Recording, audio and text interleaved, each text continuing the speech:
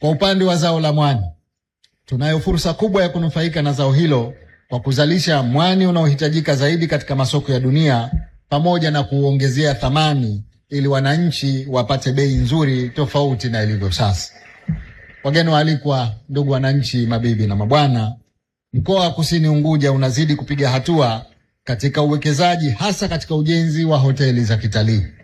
Natumia fursa hii kutoa shukrani kwa wawekezaji wa sekta binafsi, hasa wamiliki wa hoteli za kitalii, kwa kushirikiana na serikali katika kufanikisha mipango yetu mbalimbali ya maendeleo, hasa katika kuimarisha sekta hii ya utalii.